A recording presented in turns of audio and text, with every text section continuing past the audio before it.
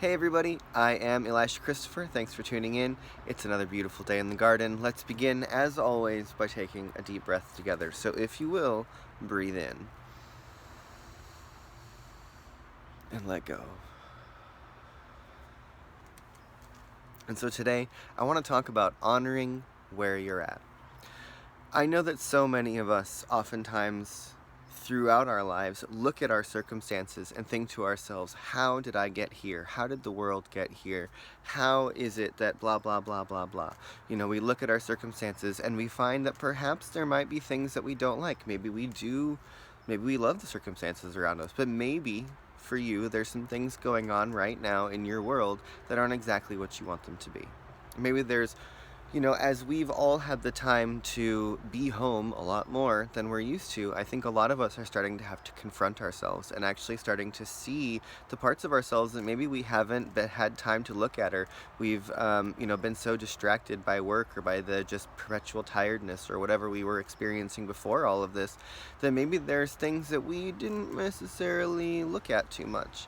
And that in this time of reflecting, it might be that some of our vices are coming up, some of our struggles are coming up, some of our internal dialogues and fears are taking over, and that the monkey mind can kind of get out of control.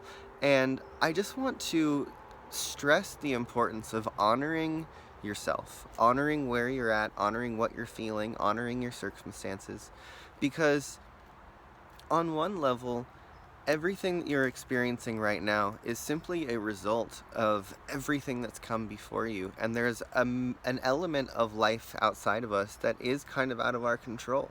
And yet, how we respond to it, how we use its creative potential is up to us. And that if we can just look at our circumstances and really each one honor where we are and say, you know what, where I am right now is the sum total of everywhere that I've been before now. But I can take all of that, rather than, if I don't like what it is, perpetuating it, then looking at it as just a simple point on a map. If your life is a journey and you can see where you want to go, all where you are right now is simply an X on the map that says you are here. And then if you can see where you are, see your inner feelings, see your reactions, see your thoughts, see your past choices, see the things that have made you you, and analyze them and look at them and take the time to really just be and say, okay, this is where I am, this is who I am, these are my cards, this is what I've been given. And then say, what can I do from here? Where do I want to go from here? What is it that I can create from where I am now? Because now that I know where I am, I can start to see not only where I want to go, but how to get there.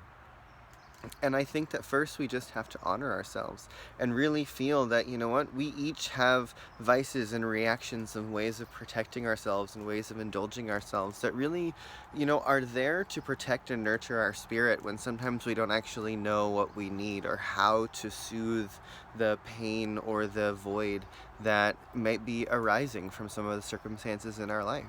And if we can honor ourselves enough to really recognize that there is a presence within each one of us that knows beyond our conscious mind what we need, and that if we can become still enough and really recognize that whatever our circumstances are, there's metaphor in them, there's information in them, there's opportunity hidden where perhaps we weren't willing or able to look before.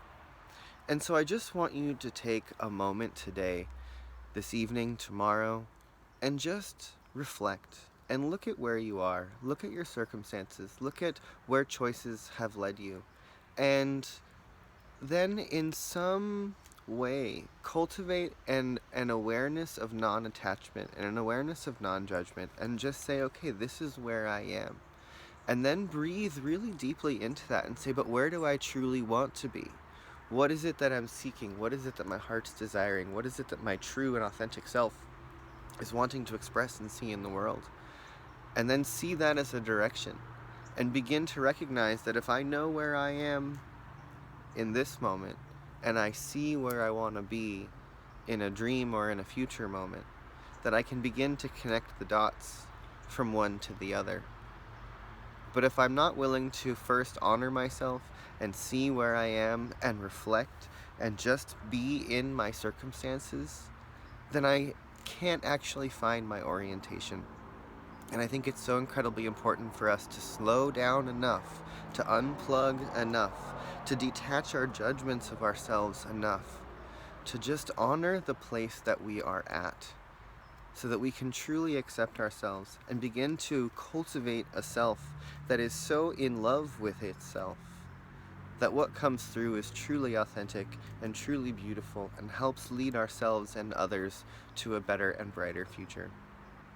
So find some time to be with yourself today, honor yourself, see where you are, reflect, and if you can, strip away some of your self-judgments and just honor where you are right now. If you're enjoying what you're hearing, please subscribe to my channel or share this with a friend, someone who you think would be willing or able to hear it. And thanks again. I'll see you tomorrow.